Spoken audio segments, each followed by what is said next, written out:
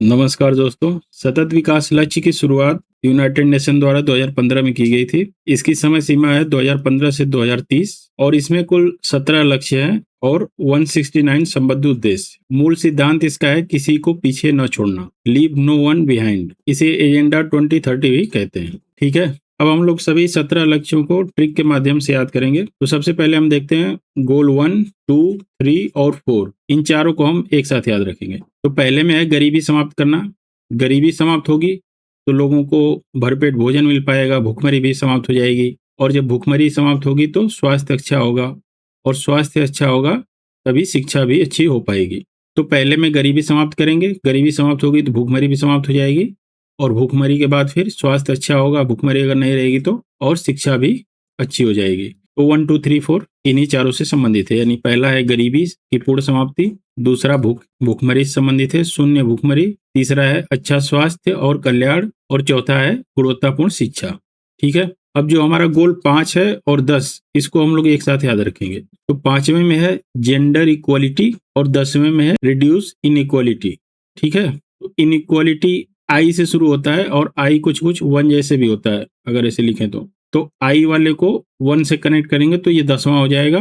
और gender equality वाला जो है, अगर 5 को उल्टा करेंगे तो जी जैसा बन जाएगा। तो जेंडर इक्वालिटी और रिड्यूस इनइक्वालिटी में कंफ्यूज नहीं होना है। जेंडर वाला जो है वो 5 से जोड़ देंगे तो ये 5वां है, और इनइक्वालिटी को 1 से जोड़ेंगे तो ये 10वां है। ठीक है, इसके बाद 6, 7 और 8 को एक साथ याद रखेंगे। इसके लिए आप अपने किचन का एग्जाम्पल ले सकते हैं। जब आप किचन में जाएंगे तो सबसे पहले आपको दीवार पे टंगा हुआ आरओ दिखेगा, उसके बाद इंडक्शन रखा रहेगा जिसपे कि खाना बनेगा, और आपका कुक उस पे खाना बना रहा होगा। ठीक है, तो जो 6वां है वो आरओ से संबंधित है। सबसे पहले आप क्या देखेंगे किचन में, आरओ देखेंगे, तो यानी क्लीन वाटर एंड सैनिटेशन। इसके बाद इंडक्शन देखेंगे जिसपे खाना बन रहा होगा, तो अफोर्डेबल एंड क्लीन एनर्जी हो जाएगा 7वां। और जो कुक बना रहा है आपका खाना, उससे आप जोड़ लेंगे उत्कृष्ट कार्य और आर्थिक विकास, decent work and economic growth. तो 6, 7, 8 को आप एक साथ याद रखेंगे। 9th गोल जो है इसमें वो है इंडस्ट्री, इनोवेशन एंड इंफ्रास्ट्रक्चर।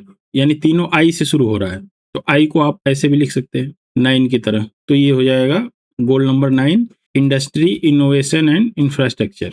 ठीक है, 10 हो ही गया। अब गोल नंबर 11 जो है उसको देखेंगे अगर आप, तो सस्टेनेबल सिटीज एंड कम्युनिटीज, यानी सी वाला है, दोनों सेम है इसमें, सिटीज एंड कम्युनिटीज। और गोल नंबर कौन सा है, 11 है, यानी दोनों नंबर भी सेम है। तो इस तरह से आप इसको याद रख सकते हैं। 12वां अगर देखें, responsible consumption and production. Responsible consumption and production केवल कुछ महीने होगा तब नहीं हो पाएगा सस्टेनेबिलिटी। इसके लिए हमें 12 महीने रिस्पॉन्सिबल कंजम्पशन एंड प्रोडक्शन चाहिए, जिम्मेदार उपभोग और उत्पादन। तो ये हो जाएगा 12वां। अब 13वां जो गोल है क्लाइमेट एक्शन।